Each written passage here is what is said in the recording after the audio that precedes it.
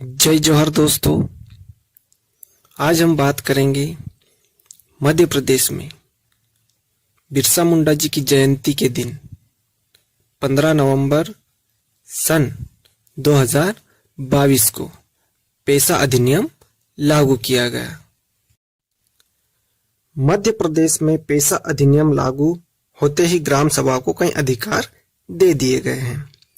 इन्हीं अधिकारों में आज हम भूमि संबंधी भू अभिलेखों के संधारण के बारे में चर्चा करेंगे।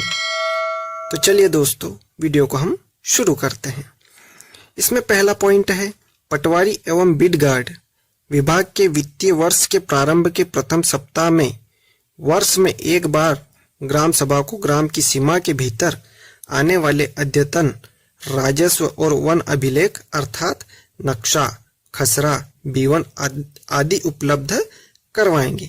यानी इसमें यह बता रहे हैं कि पटवारी और वन आरक्षक जो वित्तीय वर्ष प्रारंभ होता है उसके प्रथम सप्ताह में वर्ष में एक बार ग्राम सभा को ग्राम की सीमा बताएंगे और जो राजस्व और वन विभाग का अभिलेख होता है उनके नक्शे, खसरा, बीवन आदि ग्राम सभा को उपलब्ध कराएंगे।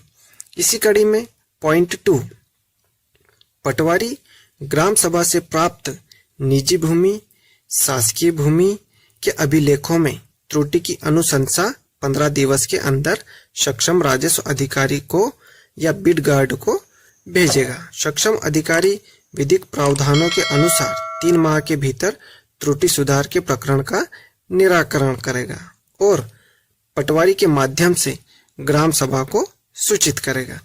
यानी इसमें यह बताना चाह रहे हैं कि जैसे किसी की निजी भूमि या फिर शासकीय भूमि में कुछ त्रुटि हो जाती है तो उसको सुधारने का काम है, जो पटवारी के माध्यम से जो राजस्व के आला अधिकारी, जो बड़े अधिकारी होते हैं, उनके द्वारा 90 दिवस के अंदर उस त्रुटि को सुधार किया जाएगा और त्रुटि सुधार होने के बाद ग्राम सभा को पटवारी द्वारा यह सूचना दी जाएगी।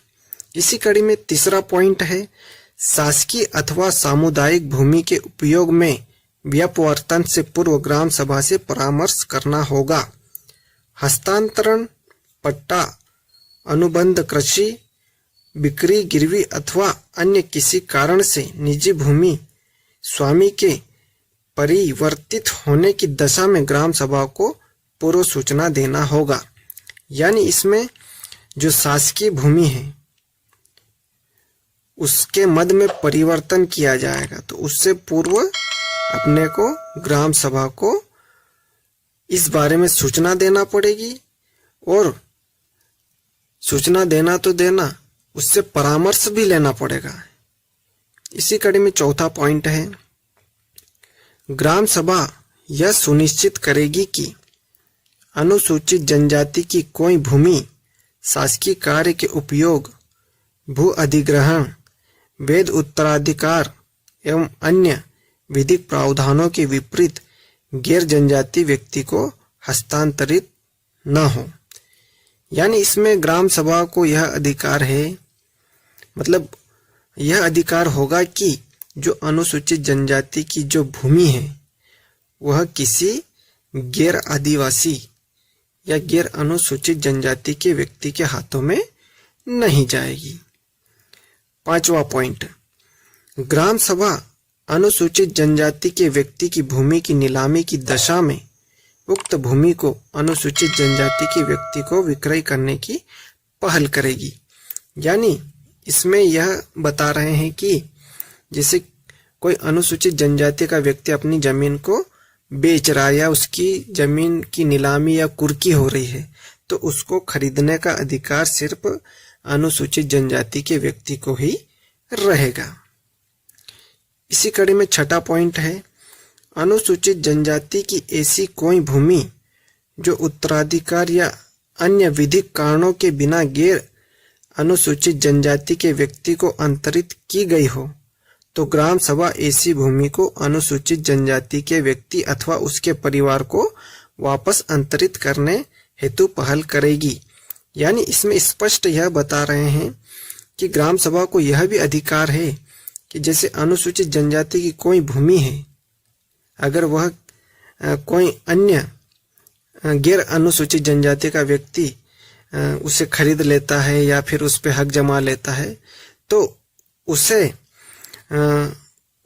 उस व्यक्ति से छुड़वाने का अधिकार ग्राम सभा को रहेगा और वह जमीन पुनः जिस व्यक्ति की, अनुसूचित जनजाति के व्यक्ति की थी, उसे वापस हस्तांतरित की जाएगी।